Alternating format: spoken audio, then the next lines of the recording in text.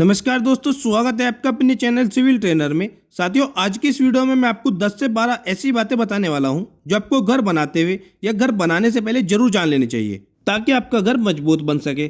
चलिए दोस्तों, ज़्यादा देरी न करते वीडियो स्टार्ट करते हैं। वीडियो स्टार्ट करने से पहले आपसे छोटी सी रिक्वेस्ट है, अगर आप चैनल पर नए हैं तो प्लीज़ चैनल को सब्सक्राइब और वीडियो को लाइक करना मत भूलिएगा। सबसे पहले बात करते हैं ड्राइंग यानी कि घर का नक्शा।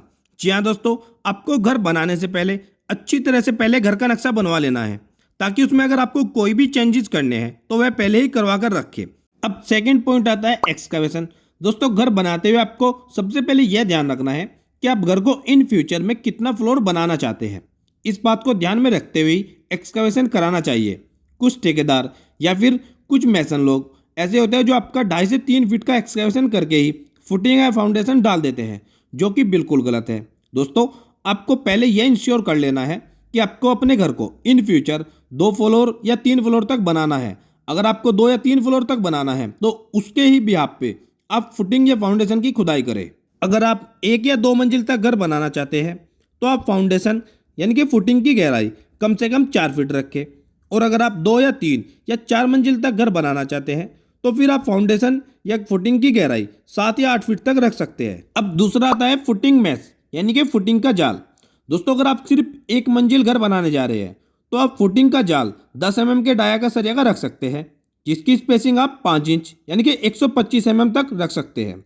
वहीं अगर आप 2 मंजिल, 3 मंजिल या फिर 4 मंजिल तक घर बनाने जा रहे हैं तो आपको फुटिंग का जाल कम से कम 12 mm के डाया का सरिया का करना होगा और जिसकी स्पेसिंग आप सेंटर टू सेंटर 5 इंच रख सकते हैं। अब अगला पॉइंट आता है आपका कॉलम। जी हाँ दोस्तों, अगर आप 1 या 2 मंजिल तक घर बना रहे हैं तो आपको कॉलम का minimum size 9 inch by 9 inch रखना है और कॉलम में आपको 12 mm के कम से कम 4 बार प्रोवाइड करने चाहिए। वहीं अगर आप 2 या 3 या 4 मंजिल तक घर बनाना चाहते हैं तो भी आपको कॉलम का मिनिमम साइज तो 9 इंच बाई 9 इंच रखना ही रखना है। इससे ज़्यादा आप रख सकते हो लेकिन इससे कम नहीं। और कॉलम के बार्स की बात करें तो 3 या 4 मंजिल तक घर बनाने के लिए आपको कॉलम का बार डाया कम से कम 16 mm का प्रोवाइड करना चाहिए। रिंग की बात करें तो रिंग का डाया आपको 8 mm का रखना चाहिए और रिंग की स्पेसिंग की बात करें तो स्पेसिंग आप 6 इंच यानी कि 150 mm सेंटर टू सेंटर रख सकते हैं। अब अगला पॉइंट आता है प्लिंथ बीम या टाई बीम। दोस्तों, अगर आप 1 या 2 मंजिल घर बनाने जा रहे हैं तो उसमें मिनिमम साइज आपका प्लिंथ बीम का 9 इंच बाय 9 इंच होना चाहिए। बार डाया की बात करें तो 12 mm के कम से कम 4 बार प्रोवाइड करें और रिंग की बात करें तो रिंग का डाया आपको 8 mm का रखना है। स्पेसिंग 6 इंच यानी कि 150 mm सेंटर टू सेंटर। वहीं अगर बात करें 2 या 3 या फिर 4 मंजिल तक घर बनाने के लिए तो उसमें आपके प्लिंथ बीम का मिनिमम साइज होना चाहिए 9 इंच बाई 12 इंच। और बार डाया की बात करें तो 4 बार 16 mm के प्रोवाइड कर सकते हैं, वहीं 2 बार 12 mm के।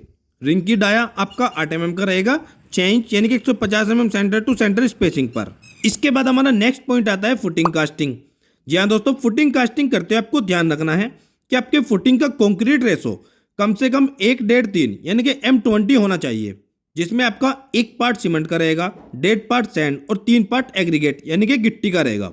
और दोस्तों, फुटिंग कास्टिंग के समय आपको यह जरूर ध्यान रखना है कि प्रॉपर अच्छी तरीके से वाइब्रेटर का यूज किया जाए। अब नेक्स्ट और मोस्ट इंपोर्टेंट पॉइंट है डीपीसी।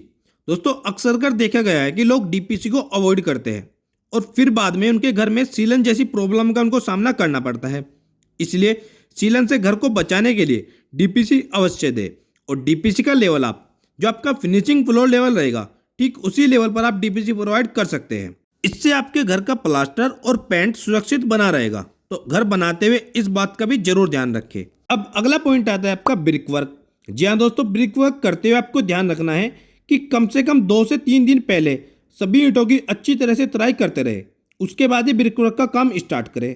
और जब आपका ब्रिक वर्क का काम कंप्लीट हो जाए तो उसके 24 से 48 घंटे बाद आप सभी दीवारों की तराई कम से कम 4 से 5 दिनों तक करते रहे ताकि आपकी दीवारें अच्छी तरह मजबूत बन सके। इसी के साथ ब्रिकवर्क रेशो की बात करें तो अगर आप 9 इंच का ब्रिकवर्क करा रहे हैं तो इसमें आप 1:6 यानी कि 1:6 का रेशो रख सकते हैं। और अगर आप 4 इंच का ब्रिकवर्क करा रहे हैं तो उसमें आप 1:4 यानी कि 1:4 का रेशो रख सकते हैं। अब बात करते हैं लिंटल बीम की। तो साथियों, आपको ध्यान रखना है कि सभी खिड़कियां दरवाजे के ऊपर आपको लिंटल बीम जरूर प्रोवाइड करना है ताकि ऊपर की ब्रिक का लोड डायरेक्ट आपकी खिड़कियां दरवाजे के ऊपर न आए। अब बात करते हैं स्लैब कास्टिंग यानी कि छत ढलाई करते हुए आपको ध्यान रखना है कि मिक्सचर मशीन में आपकी कंक्रीट अच्छी तरह से मिक्स होना चाहिए। सेकंड, आपको ध्यान रखना है कि प्रॉपर ढंग से अच्छी तरह सभी जगह पर वाइब्रेटर का यूज होना चाहिए, चाहे इसमें आपकी बीम हो या फिर छत, सभी जगह पर आपका प्रॉपर अच्छी तरह से वाइब्रेटर का यूज होना चाहिए, ताकि बाद में छत में किसी भी तरह का कोई हनीकॉम्ब ना आए। और छत ढलाई के 24 घंटे बाद आपको छत पे अच्छी तरह से छोटी छोटी क्यारी बनाकर पानी छोड़ देना है, ताकि आपकी छत अच्छी तरह से स्ट्रेंथ को गेन कर सके। तो इस बात का भी जरूर ध्यान रखें। अब अगला पॉइंट है प्लास्टर वर्क। तो दोस्तों ध्यान रखिए कि प्लास्टर करने से ठीक 2 या 3 दिन पहले आप सभी दीवारों की अच्छी तरह से तराई कर ले, उसके बाद ही प्लास्टर का काम स्टार्ट करें। इससे आपका प्लास्टर और दीवार के साथ अच्छी तरह से पकड़ बन जाती है। वैसे ही अगर आप आउटर का प्लास्टर कराते हैं तो ध्यान रखें कि जहां जहां पर भी आरसीसी मेंबर्स आ रहे हैं, जैसे बीम, कॉलम, स्लैब, तो आउटर की दीवारों में सभी जगह पर ग्रुप अवश्य बनाएं, ताकि अगर कभी इन फ्यूचर कोई क्रैक्स आए भी तो वह क्रैक ज़्यादा दूर तक न फैले।